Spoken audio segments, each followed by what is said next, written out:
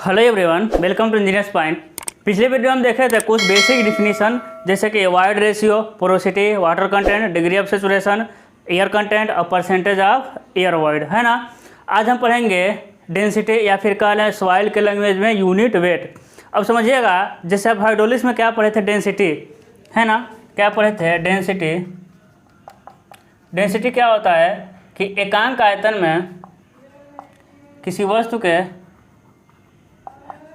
Book का language लिख रहे हैं, किसी वस्तु के एकांक आयतन में एकांक आयतन की मात्रा को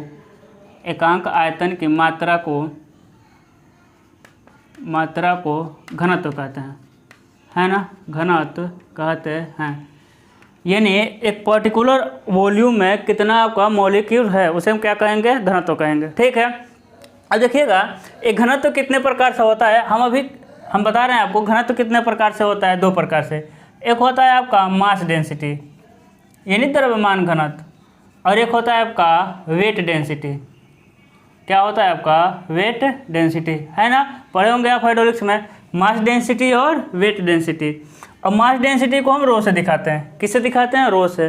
तो मास डेंसिटी क्या होता है, एकांक आयतन में उपस्थित द्रव्यमान, है ना, यानी द्रव्यमान अपान वॉल्यूम का रेशियो क्या कहलाता है, मास डेंसिटी। लेकिन वेट डेंसिटी क्या कहलाता है, इसे हम रो से डिनोट करेंगे। किससे डिनोट करेंगे, रो से। रो ही तो है ना, सिग्मा है, हाँ सिग्मा से। इसे क्या कहते हैं भाई, हाँ गामा कहते हैं। क्या है आपका, गामा, है ना। ये तो सिग्मा इस तरह होगा या फिर इस तरह होगा, और ये तो डेल्टा हो गया। एक है आपका गामा। तो गामा से किसको दिखाएंगे, वेट डेंसिटी को। तो वेट डेंसिटी क्या होता है, वेट अपान वॉल्यूम, है ना। ऐसा पढ़े हुए हैं आप हाइड्रोलिक्स में। अब समझिएगा, जो मास डेंसिटी है ना, इसे हम सिर्फ सिंपल में डेंसिटी कह सकते हैं।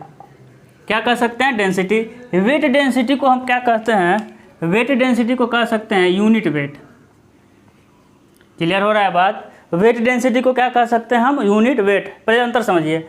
अब हम बार बार क्या कहेंगे, यूनिट वेट ऑफ सॉइल। तो अब समझिएगा, जो यूनिट वेट है या फिर डेंसिटी है, डेंसिटी और यूनिट वेट अलग अलग होता है। कहाँ, हाइड्रोलिक्स में। लेकिन सॉइल के केस में ना, दोनों का मतलब हम एक ही समझेंगे। हम कहेंगे डेंसिटी, तब भी आपको क्या समझना है, यूनिट वेट। हम कहेंगे यूनिट वेट, तो यूनिट वेट समझना है, ठीक है। तो यहाँ हम डेंसिटी कहें तो डेंसिटी समझना है, यूनिट वेट कहें तो यूनिट वेट ही समझना है। दोनों का मतलब हम एक ही लेके चलेंगे, अलग अलग नहीं कहेंगे, ठीक है। अब समझिएगा, इसका कुछ टर्म देखते हैं, है ना। अब सिग्मा इजकल टू क्या हो जाएगा, यम अपान भी, यही होता है ना। और गामा इजकल टू क्या हो जाएगा, वेट। वेट इजकल टू क्या होता है, mg होता है, और नीचे भी है। तो गामा इजकल टू क्या हो जाएगा, देखिए यम अपान भी क्या मिलता है आपका, रोजी। क्या मिलता है, रोजी। अब समझिएगा, रू वाटर, यानी वाटर का घनत्व तो कितना होता है बताइए, 1000 किलोग्राम प्रति मीटर क्यूब होता है कि नहीं होता है। 1000 किलोग्राम प्रति मीटर क्यूब वाटर का घनत्व होता है 4 डिग्री सेल्सियस पे, है ना। वाटर का अधिकतम घनत्व होता है 998 ही होता है, लेकिन मान के चलते हम 1000 है 4 डिग्री सेल्सियस पे। अब ना इसको हम किस में करना चाहें, इसको समझिएगा, वाटर को 1000, ठीक है, किलोग्राम को ग्राम में करेंगे तो 10 पे 3, है ना, 1000 ग्राम आ जाएगा, ग्राम अपान। इसको सेंटीमीटर में करना चाहें तो 1 मीटर को 100 सेंटीमीटर पे क्यूब आ जाएगा, है ना, सेंटीमीटर क्यूब। तो क्या हो जाएगा ये, 10 पे 6 अपान, नीचे भी हो जाएगा आपका 10 पे 6, ऊपर है ग्राम, नीचे क्या है, क्यूबिक सेमी। तो 10 पे 6 कट जाएगा। तो सिग्मा रो वाटर का घनत्व तो कितना आ जाएगा, 1 ग्राम प्रति क्यूबिक सेमी, है ना। पहले इतना दिखाई दे रहा है कि नहीं, ये देख लें हम, ठीक है, पहले इतना देख लें दीजिए, हाँ ठीक तो है, चलिए ठीक है। अब समझिएगा, ये आपके बुक में नहीं मिलने वाला है, लेकिन इसके बिना ना न्यूमेरिकल ही नहीं लगेगा, ठीक है। तो इसको ना बहुत अच्छे से नोट कर लीजिएगा, नोट करके अलग से। अब समझिएगा, अभी क्या निकला, अभी तो वाटर निकला ना, यानी डेंसिटी ऑफ या फिर मास डेंसिटी ऑफ वाटर। अब समझिएगा, ये इसी में है ना। अब समझिएगा क्या, वेट डेंसिटी। वेट डेंसिटी क्या होगा, देखिए वेट डेंसिटी हम वाटर के लिए निकाल रहे हैं, वाटर, क्या हो जाएगा, रो वाटर का इंटू जी, वाटर का थोड़ी होता है, जी तो सबके लिए सेम ही होता है। और वाटर का रो आपको पता है 1000, जी का मान 9.81, क्या हो जाएगा, न्यूटन प्रति मीटर क्यूब, है ना। इसका मात्रक क्या होता है आपका, न्यूटन होता है। कैसे होता है देखिएगा, gamma equal to rho into G, यही तो मिला है। अब रो का मात्रक क्या होता है आपका, किलोग्राम प्रति मीटर क्यूब, और जी का मीटर प्रति सेकेंड स्क्वायर, यही तो होता है जी का मात्रक त्वरण है। तो अब समझिएगा, जैसे फोर्स होता है, फोर्स क्या होता है, यम में होता है, यम का मात्रक किलोग्राम, ए का मात्रक मीटर प्रति सेकेंड स्क्वायर, और देखिए किलोग्राम मीटर प्रति सेकेंड स्क्वायर, किलोग्राम मीटर प्रति सेकेंड स्क्वायर, और फोर्स का कंबाइंड रूप से मात्रक क्या कहते हैं, न्यूटन, तो इसका मात्रक हो जाएगा न्यूटन, इतने का मान हो गया न्यूटन, और प्रति मीटर क्यूब। तो वेट डेंसिटी का मात्रक क्या होता है, न्यूटन प्रति मीटर क्यूब, कितना हो जाएगा आपका 9810 न्यूटन प्रति मीटर क्यूब, या फिर हम कह दें कि 9.81 किलो न्यूटन प्रति मीटर क्यूब, ठीक है, वाटर का। तो ये दोनों चीज़ आप याद रखिएगा। अब ये कहाँ यूज करेंगे हम, ये ना न्यूमेरिकल लगाते समय। और समझिएगा इन दोनों का मान क्या है, अलग अलग है ना। डेंसिटी का मान अलग है, वेट डेंसिटी का मान अलग है, लेकिन हम पढ़ेंगे क्या, अगर मेरा टॉपिक क्या है, आपका टॉपिक है वेट डेंसिटी ऑफ सॉइल, या फिर सिर्फ हम कहेंगे डेंसिटी ऑफ सॉइल। देखिए डेंसिटी ऑफ सॉइल है ना, तो यहाँ ना हम इसी को निकालेंगे, वेट डेंसिटी को, इसको हम क्या करेंगे, अभी इग्नोर करेंगे, ठीक है। हम निकालेंगे क्या, वेट डेंसिटी को क्या पढ़ेंगे हम, क्यों गिर रहा है भाई आज, क्या पढ़ेंगे, वेट डेंसिटी ऑफ सॉइल। यदि हम डेंसिटी ऑफ सॉइल भी कहें इस टॉपिक में पर्टिकुलर इस टॉपिक में जो आज हम पढ़ेंगे, आज का पूरा सेशन, यदि हम सिर्फ डेंसिटी ऑफ सॉइल कहें तब भी आपको क्या समझना है कि हम वेट डेंसिटी निकाल रहे हैं बस आज के सेशन में, ठीक है। बाकी आपको समझ आ गया, मास डेंसिटी या फिर डेंसिटी अलग चीज़ है, वेट डेंसिटी या फिर यूनिट वेट अलग चीज़ है, ठीक है। देखिए वाटर का डेंसिटी कितना होता है 1000, लेकिन वेट डेंसिटी कितना होता है 9810 न्यूटन, ठीक है। चलिए चलते हैं आगे। अब आपको डेंसिटी समझ आ गया, डेंसिटी का ना एक्चुअल फीलिंग आपको समझना होगा, समझिएगा डेंसिटी का आपको एक्चुअल फीलिंग, है ना, क्योंकि सिविल इंजीनियरिंग में फीलिंग जो होता है ना बहुत इंपॉर्टेंट रखता है, फीलिंग है, ठीक है। तो यदि एक्चुअल में फीलिंग समझना होगा, डेंसिटी का आपको ब्यूटी समझना होगा, तो आप चले जाइएगा हाइड्रोलिक्स में, क्लास नंबर 1 और 2 समझ लीजिएगा। क्लास नंबर 1 और 2 देखते ही देखते आपको ये पता चल जाएगा कि दिन में पेट्रोल डलवाना अच्छा रहता है कि रात में पेट्रोल डलवाना अच्छा रहता है, ठीक है। तो प्लेलिस्ट में जाइएगा, देख लीजिएगा, एक्चुअल फील आएगा आपको डेंसिटी का, ठीक है। अब समझिएगा क्लास नंबर 1 और 2 में, ठीक है। अब हमको पढ़ना है डेंसिटी में, विभिन्न प्रकार के डेंसिटी पढ़ना है। बल्क डेंसिटी, क्या पढ़ना है, बल्क डेंसिटी ऑफ सॉइल, ठीक है। ऑफ सॉइल हम नहीं लिखेंगे, या फिर इसे ही हम कहते हैं बल्क यूनिट वेट, समझ रहे हैं। देखिए बल्क यूनिट वेट, है ना, बल्क डेंसिटी अलग चीज़ है, यूनिट वेट अलग, लेकिन यहाँ एक ही चीज़ है, या इसी को हम कहेंगे total unit weight, total unit weight, या फिर इसे हम कहेंगे टोटल डेंसिटी, क्या कहेंगे, इतना नाम है इसका, ठीक है, दिखाई दे रहा है। अब समझिएगा, हाँ अब समझिएगा अब क्या हो जाएगा, बल्क डेंसिटी यानी स्थूल घनत्व,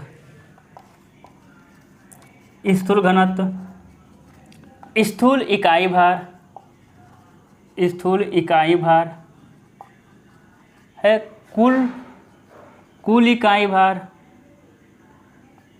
कुल इकाई भार, और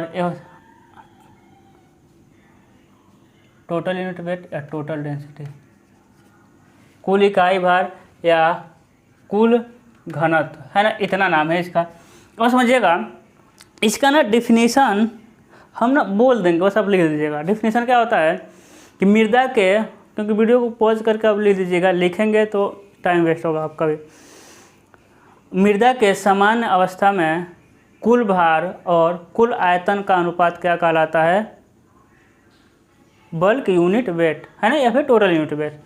मृदा के सामान्य अवस्था में कुल भार और कुल आयतन का अनुपात स्थूल घनत्व कहलाता है। इसे इसे गामा बी या गामा टी से दिखाते हैं, इसे गामा बी या गामा टी से दिखाते हैं, है ना। हम क्या कर रहे हैं कि स्थूल घनत्व इक्वल टू मृदा का कुल भार, है ना। हम क्या कहते हैं, सामान्य अवस्था में मृदा का कुल भार तथा मृदा का कुल आयतन का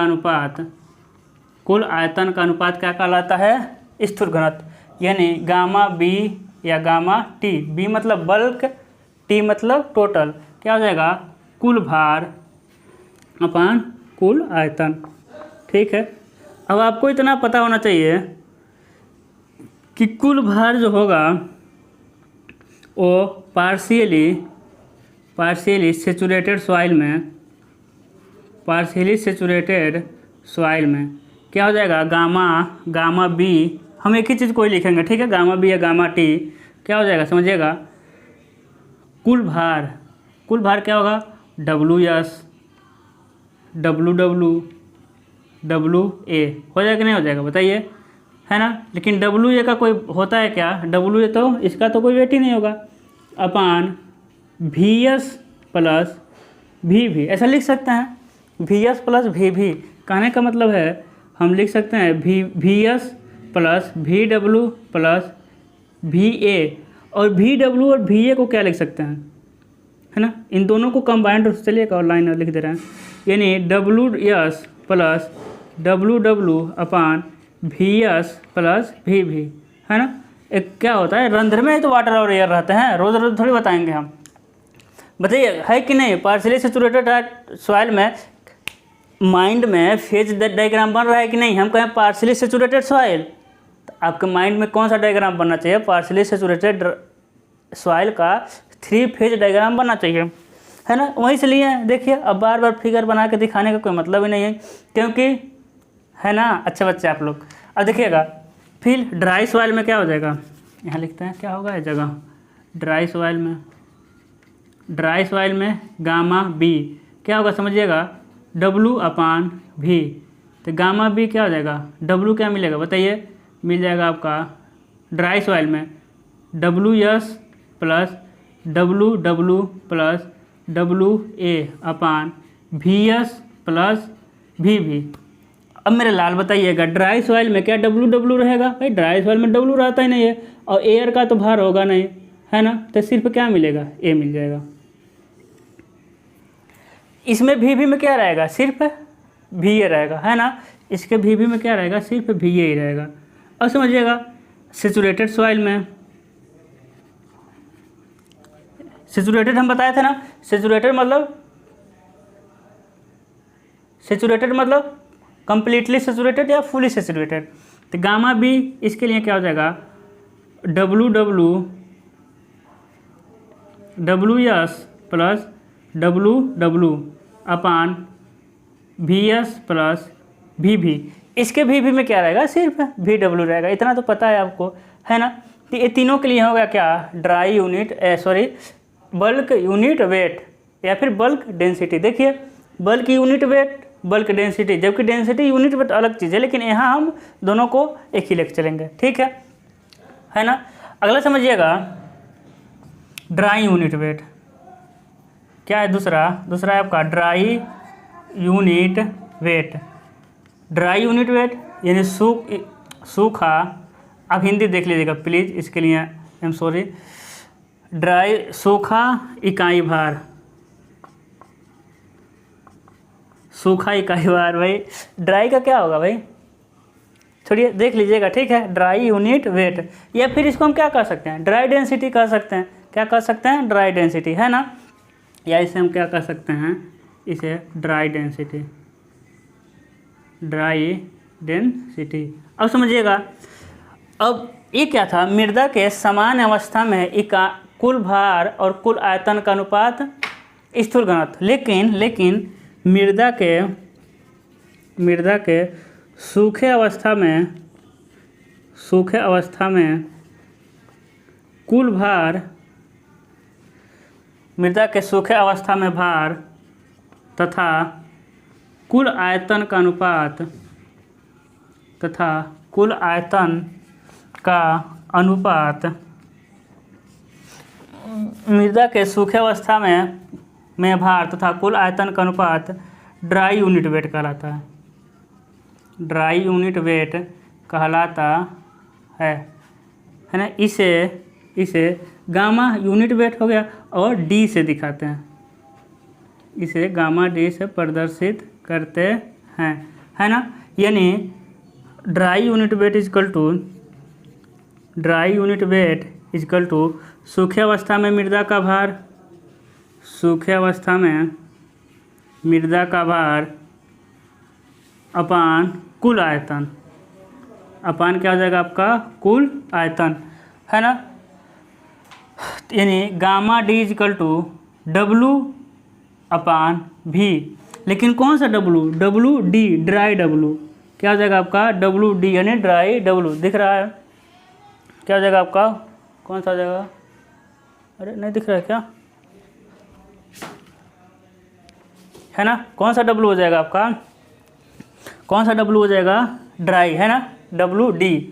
यानी डब्लू डी में यदि हम इसको देखें, समझिएगा, इसको हम देखें गामा डी, डब्लू डी में होगा क्या, फिर डब्लू डी में ड्राई सॉइल है उसमें क्या होगा, एक तो वेट ऑफ सॉलिड होगा और क्या होगा, वेट ऑफ वाटर नहीं होगा, है ना, क्योंकि ड्राई है। और वेट ऑफ एयर से तो कोई मतलब नहीं, एयर का तो भारी नहीं होता है।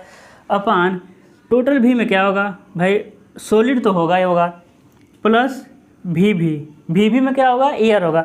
ऐसा देखिए कहीं मिल रहा होगा, कहीं इधर देखिए कहीं मिल रहा है, कहाँ मिल रहा है, यहाँ मिल रहा है ना।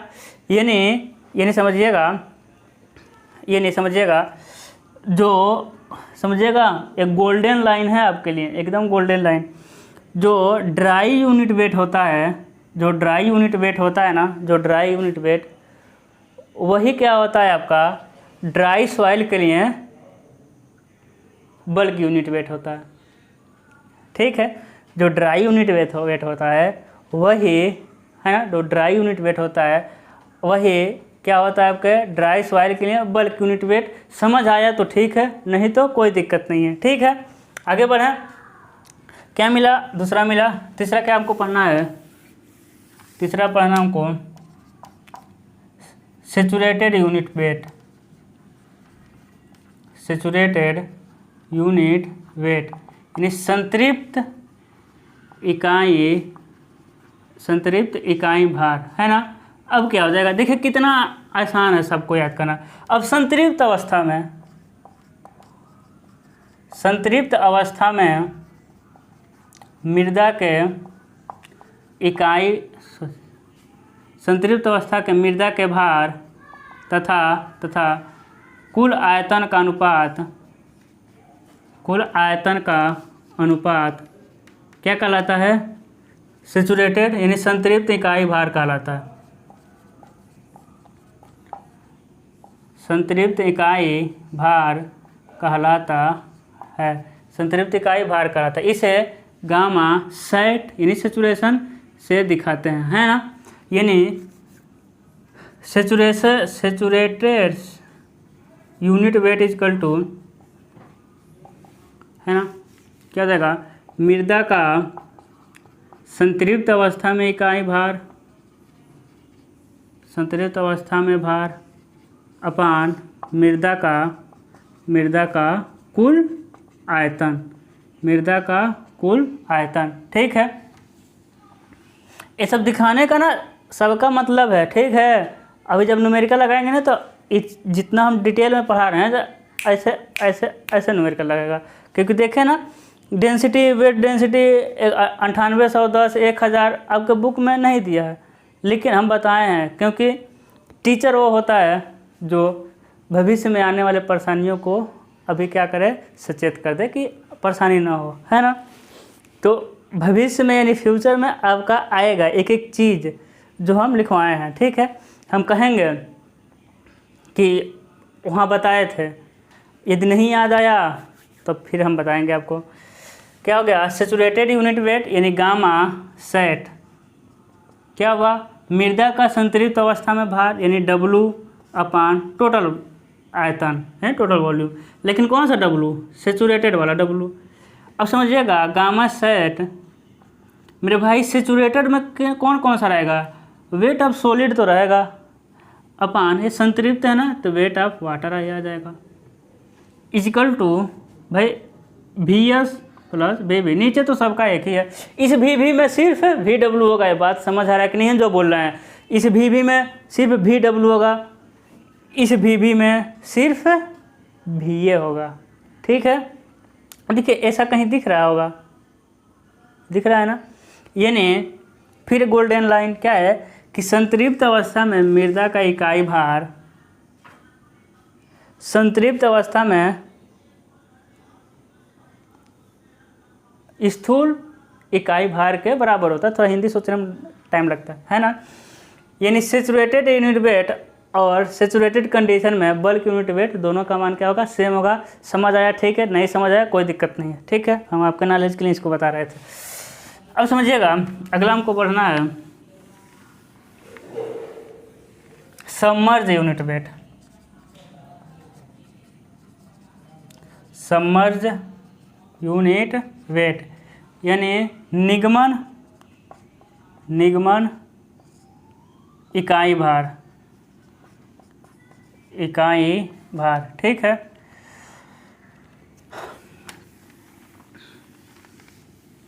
देखिए आप लोगों से हम प्रॉमिस किए हैं ना, रोज़ एक क्लास आएगा, अगर कंडीशन ठीक ठाक रहता है तो एक क्लास रोज़ आएगा। आज ही डर लग रहा था, लाइट कुछ ख़राब हुआ था, हम कह प्रॉमिस टूटना नहीं चाहिए, ठीक है। देखिएगा सबमर्ज यूनिट वेट क्या होता है कि किसी मिट्टी को अपना कहाँ डाला। अब समझिएगा दो चीज़ है, ये हाइड्रोलिक्स में पढ़े होंगे, इसका घनत्व तो 2 है ना, और इसका घनत्व तो कितना है, 1 है। मान लेते हैं जैसे पानी है, इसका पानी का घनत्व तो कितना है, 1। अब कोई चीज़ इसमें डाल रहे हैं जिसका घनत्व तो 2 है तो इसमें डूब जाएगा, सबको पता है। यानी यदि इसका घनत्व 3 रहता तो क्या होता है, नहीं डूबता, है ना, ठीक है। ये पानी का घनत्व 3 रहता है, इसका घनत्व 2 रहता तो नहीं डूबता, ऊपर तैरने लगता, ठीक है। तो उसी का यूज हम कहाँ करेंगे, सबमर्ज यूनिट वेट में। यानी जब हम समझिएगा, जब हम कोई किसी पानी में क्या किसको डालेंगे, सॉइल को, किसी पानी में समझिए किसको डाल रहे हैं, सॉइल को। तो सॉइल का जो होता है ना, जो सॉइल का अपेक्षित घनत्व होता है वो कितना होता है, 2.7। और जल का, पानी का अपेक्षित घनत्व कितना होता है, 1। तो कन्फर्म है जल में वो कौन सा डूब जाएगा, आपका मिट्टी डूबने लगेगा। जब डूबेगा तो बताइए, जब मिट्टी डूबेगा तो नीचे से एक फोर्स लगेगा कि नहीं लगेगा, लगेगा, है ना, जिसे हम क्या कहते हैं, उत्प्लावन बल कहते हैं, है ना। तो इसका एक और नाम है बोयेंसी यूनिट वेट, है ना। यानी उत्प्लावन इकाई भार, ठीक है। तो वही है, इसे जब हम किसी, कहने का मतलब इसका डेफिनेशन कैसे लिखेंगे, जब मिट्टी को या फिर किसी वस्तु को पानी में डुबाते हैं तो नीचे से एक फोर्स काम करता है, ठीक है। तो इन दोनों का अंतर क्या हो जाएगा, निगमन इकाई भार, यानी कितने भार से वो नीचे डूब रहा है। कहने का मतलब ऊपर से 50 न्यूटन से हो जा रहा था, नीचे से 5 न्यूटन से जो है उत्प्लावन बल लग रहा है, तो कितने न्यूटन से डूबेगा, 50 - 5 45 से, बस सिंपल सा यही है ना। लेकिन यहाँ फोर्स था, यहाँ हम घनत्व तो देखेंगे, इसे गामा सब से दिखाते हैं, किसे, गामा सबमर्ज से। क्या होता है, गामा सेचुरेशन, भाई पानी में है तो सेचुरेशन ही है, जब पानी में है तो कम्प्लीटली सेचुरेटेड है, माइनस क्या हो जाएगा, गामा डब्लू। अब गामा डब्लू जगह आपके बुक में क्या लिखा होगा, gamma sat is equal to gamma submerge is equal to gamma saturation -1, ठीक है। तो ये भी ठीक है, अभी कहाँ से आया इसको हम बाद में बता देंगे, ठीक है। A-1, क्योंकि गामा डब्लू का माना -1, मतलब 1 देखे थे, कहाँ देखे थे, याद करिए, ऐसा देखे थे, 1 ग्राम प्रति क्यूबिक सेमी, ठीक है, मिला था कि नहीं मिला था। तो गामा डब्लू देखिए, इसकी जगह किसको रख दिया, 1। लेकिन हम इसको हम डिटेल में बताएंगे, अभी आपको हम मतलब कि वैसे थोड़ा हिंट दे रहे हैं, है ना। तो क्या हो गया, सबमर्ज यूनिट वेट। एक आता है आपका सॉलिड यूनिट वेट, ये आपके बुक में नहीं दिया होगा, ये जब न्यूमेरिकल लगाते हैं तो इसका यूज होता है, सॉलिड यूनिट वेट या यूनिट वेट ऑफ सॉलिड, है ना। सॉलिड मतलब क्या होगा, मतलब सॉलिड मतलब जो प्रत्येक पार्टिकल की बात करें है ना, तो मृदा के कणों का भार तथा मृदा के कणों के आयतन का अनुपात को क्या कहते हैं, सॉलिड यूनिट वेट है। देख रहे हैं अभी हर जगह नीचे क्या था भी, लेकिन इसमें किसकी बात कर रहा है, सिर्फ भी की बात कर रहा है। तो सिर्फ मिट्टी है ना, जो सिर्फ मिट्टी के कण हैं सारे कणों को जोड़ के, अभी पीछे वाले में जितने भी थे सब, यानी इसमें आपका स्पेस भी काउंट हुआ था, ठीक है। तो मृदा कणों का भार तथा मृदा कणों की अब कह रहे हैं, सिर्फ मृदा की नहीं बोल रहे हैं, ठीक है। तो सॉलिड यूनिट वेट क्या होगा, मृदा कणों के भार तथा मृदा कणों के आयतन का अनुपात सॉलिड यूनिट वेट कहलाता है, ठीक है। इतना याद रखिएगा, इसका हम न्यूमेरिकल में यूज करेंगे। अगला टॉपिक आएगा मेरा स्पेसिफिक ग्रेविटी,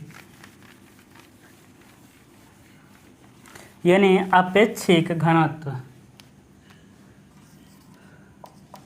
स्पेसिफिक ग्रेविटी यानी अपेक्षिक घनत्व, इसे हम स्पेसिफिक डेंसिटी भी कहते हैं, जिसे अपेक्षिक घनत्व कहते हैं। ऊपर वाला गुरुत्व हो जाएगा, ठीक है। इसे कैसे दिखाएंगे, जी से या फिर जी एस से, ठीक है, जी या फिर जी एस से, ठीक है। अब क्या होगा ना, अपेक्षिक गुरुत्व या अपेक्षिक घनत्व का यूज हम कहाँ करते हैं, दो चीज़ों का कंपेयर करने के लिए। कहाँ करेंगे हम इसका यूज, दो चीज़ों का कंपेयर करने के लिए। अब समझिएगा, अब कंपेयर करेंगे तो किससे कंपेयर करेंगे, जैसे कि आप जब अपने क्लास में पढ़ रहे होंगे तो अपना कंपेयर किससे कर रहे होंगे, जो सबसे ख़राब पढ़ने में होगा उससे कर रहे होंगे, या फिर जो सबसे आपके क्लास में अच्छा होगा पढ़ने में उससे कर रहे होंगे। तो आप एक इंजीनियर हैं, ठीक है, तो किससे कर रहे होंगे, जो सबसे अच्छा है उससे आप कंपेयर कर रहे होंगे। अपना कंपेयर करिए या फिर दूसरे का ही कंपेयर करिए, किससे करेंगे, यानी जो अच्छा रहता है उसी से कंपेयर किया जाता है ना। कोई जाएगा क्रिकेट खेलने तो मार देगा अच्छा सा रन, पहले मैं 2-3 मैच में मार देगा अच्छा रन, तो लोग कंपेयर किससे करेंगे बताइए, आशीष नेहरा से नहीं ना, किससे कंपेयर करेंगे, सचिन तेंदुलकर से, विराट कोहली से। नहीं, कहने का मतलब अच्छे अच्छे लोगों से कंपेयर किया जाता है। तो इसी में हम कंपेयर किससे करेंगे, वाटर से। किसी भी चीज़ का कंपेयर किससे करेंगे, वाटर से, है ना। ये सब चीज़ें आप हाइड्रोलिक्स में पढ़े होंगे कि जिसका अपेक्षिक घनत्व, भाई वाटर का अपेक्षिक घनत्व कितना होता है, 1। जिसका अपेक्षिक घनत्व 1 से अधिक है वो डूब जाता है, जिसका अपेक्षिक घनत्व 1 से कम होता है वो तैरने लगता है। ऐसा पढ़े हैं कि नहीं, कहाँ पढ़े हैं, हाइड्रोलिक्स में। तो वैसे ही सेम है। और जिसका अपेक्षिक घनत्व 1 होगा वो मिक्स हो जाएगा आपस में।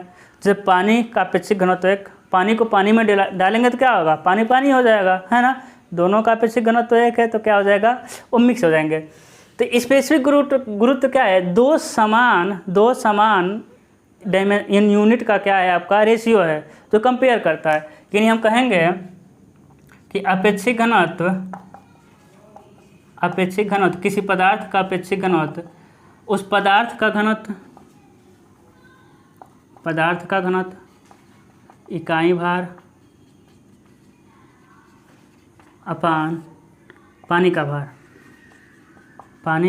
भार कितने पर, 4 डिग्री सेल्सियस पर, ठीक है। यानी अपेक्षिक घनत्व क्या है, किसी पदार्थ, यूनिट वेट ऑफ सब्सटेंस, किसी पदार्थ का घनत्व मतलब हम क्या कहते हैं, यहाँ यूनिट वेट समझना है, ठीक है। तो किसी पदार्थ का घनत्व तथा 4 डिग्री सेल्सियस पे वाटर के घनत्व का अनुपात क्या कहलाता है भाई, अपेक्षिक घनत्व। यही तो होता है, किसी पदार्थ का अपेक्षिक घनत्व उस पदार्थ का घनत्व या फिर यूनिट वेट तथा 4 डिग्री सेल्सियस पे पानी के घनत्व का अनुपात क्या कहलाता है, यूनिट वेट। क्या इसका मात्रक होगा, नहीं, क्योंकि सेम है, ऊपर भी घनत्व है नीचे भी घनत्व है। अब जैसे कि इसका यूज कहाँ करते हैं, कंपेयर करने के लिए। जैसे कि अब हाइड्रोलिक्स पढ़े हम बता रहे हैं, जैसे कि पारे का यूनिट वेट कितना होता है बताइए, पारे का यूनिट वेट होगा आपका 13.6 × 10⁻³ किलोग्राम प्रति मीटर क्यूब, ठीक है। उसके बाद वाटर का कितना होता है, ये पारा है ना, वाटर का कितना होता है 1000, किलोग्राम प्रति मीटर क्यूब। तो अपेक्षित गुरुत्व, पारे का अपेक्षित गुरुत्व कितना होगा? अपेक्षित गुरुत्व किसका? पारे का अपेक्षित गुरुत्व। तो पारे का घनत्व 13.6 × 10⁻³ अपान वाटर का घनत्व, यही तो होगा। किलो से किलो कट जाएगा तो बचेगा क्या? 13.6, यानी ये पानी से 13.6 गुना है, भारी है। ये पानी से 13.6 गुना भारी है, तो क्या हो जाएगा? डूब जाएगा। ठीक है। अब जैसे हम देख रहे हैं डीजल का अपेक्षित घनत्व कितना होता है? 850 किलोग्राम प्रति मीटर क्यूब। पेट्रोल का होता है आपका 750 किलोग्राम प्रति मीटर क्यूब। अब इसका पेट्रोल का अपेक्षित घनत्व निकालना है, तो जी किसका? पेट्रोल का।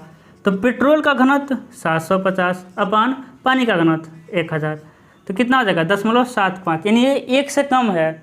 तो पेट्रोल को पानी में डालेंगे तो डूबेगा नहीं, ऊपर रहेगा, क्योंकि पेट्रोल का अपेक्षित घनत्व क्या है? कम है। घनत्व क्या दिखाता है? एक हैवीनेस दिखाता है ना। हम कह रहे हैं ना घनत्व का अच्छे से फीलिंग लेना है, तो आप चले जाइएगा हाइड्रोलिक्स में 1 नंबर 2 नंबर देखिएगा, अच्छे समझ आ जाएगा, डिटेल बताएं उसको। तो बात समझे? तो जिसका 1 से कम घनत्व है वो ऊपर ही रहेगा, जिसका घनत्व 1 से अधिक है वो क्या हो जाएगा? डूब जाएगा। इसलिए क्या देखेंगे आपके जहाँ पेट्रोल का तेल भरा जाता है या फिर जहाँ पेट्रोल से संबंधित काम होता है ना, वहाँ बालू रखा गया रहता है। क्या रखा गया रहता है? बालू। अब समझिए क्यों। मान लीजिए ना यहाँ पेट्रोल गिर गया, यहाँ क्या गिर गया? पेट्रोल गिर गया। क्या गिर गया? पेट्रोल। आग लग गया। क्या लग गया? यहाँ मान लीजिए आग लग गया। भाई पेट्रोल टंकी पर आग लगेगा तो पेट्रोल में ही लगेगा, है ना, डीजल या फिर पेट्रोल में। जब इसमें पानी डालेंगे ना, तो पानी का घनत्व कितना है? पानी का घनत्व कितना है? कहाँ गया? पानी का स्पेसिफिक घनत्व कितना मिलेगा? 1। पानी का स्पेसिफिक घनत्व कैसे निकालेंगे? जी वाटर। पानी का स्पेसिफिक घनत्व, पानी का घनत्व अपान 4 डिग्री सेल्सियस पानी का घनत्व कितना मिलेगा? 1। तो पानी का अपेक्षित घनत्व 1 है, जबकि डीजल या पेट्रोल का अपेक्षित घनत्व 0.75 है। तब पानी जैसे ही डालेंगे ना, पानी का अपेक्षित घनत्व पेट्रोल से अधिक है ना, पानी नीचे चला जाएगा, पेट्रोल ऊपर ही रह जाएगा।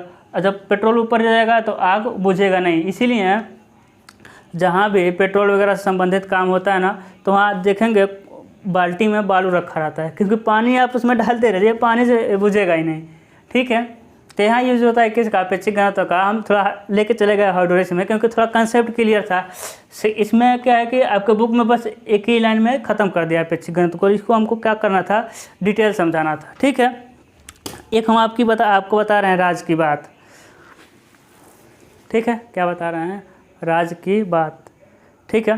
क्या कि जैसे देखिए आदमी ना पानी आदमी कभी पानी में नहीं डूबेगा। ठीक है। आदमी कभी पानी में नहीं डूबेगा। चलिए ठीक है, आज इतना ही। ठीक है। हम बता रहे हैं आपको कुछ चीज़ें जो कि आपके लिए जानना बहुत ज़रूरी है। आदमी क्या है कि कभी पानी में नहीं डूबेगा। क्यों? क्योंकि जो आदमी का मोटा तगड़ा है, आदमी का जो अपेक्षित घनत्व होगा 0.98। आदमी का जो अपेक्षित घनत्व होगा, आदमी का अपेक्षित घनत्व कितना मिलेगा? 0.98। जबकि पानी का घनत्व कितना होता है? 1 होता है। आदमी पानी से बताइए हल्का है कि नहीं है? ये डूबेगा नहीं। कितना डूबेगा? अब समझिएगा कितना डूबेगा इसका, यानी 10.98% डूब जाएगा। आदमी क्या होगा? 98% पानी में डूब जाएगा। क्योंकि समझिएगा कितना डूब जाएगा आपका आदमी? 98% पानी में डूब जाएगा, 2% नहीं डूबेगा। लेकिन आदमी डूबता कैसे है? समझिएगा, ये हो गया, मान लेते हैं हम पानी की सरफेस। क्या हो गया?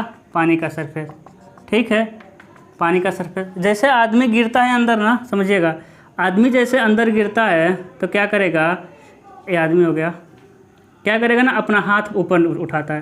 भाई जब कोई डूबता है तो ऐसा ही तो करता है कि बचाओ। और जब हाथ ऊपर उठाया ना, जैसे ही हाथ ऊपर उठा तो जो 2% वाला नहीं डूबेगा वो एरिया क्या हो गया? ऊपर चला गया। जैसे 2% वाला एरिया कहाँ गया? ऊपर गया। आदमी का सर कहाँ चला जाता है? नीचे चला जाता है। तो क्या होता है? आदमी डूब जाता है। अब इससे बचेंगे कैसे? बचना ऐसे है, ये पानी है ना, बचना ऐसे है, समझिएगा आपको 2% नहीं डूबेगा, है ना, 2% नहीं डूबेगा। तो जैसे आप पानी में गिर रहे हैं तो कैसे कर लीजिए? आप ऐसे कर लीजिए, यानी 2% आपका ऊपर होना चाहिए। कहने का मतलब देखिए ऐसे होना चाहिए। आप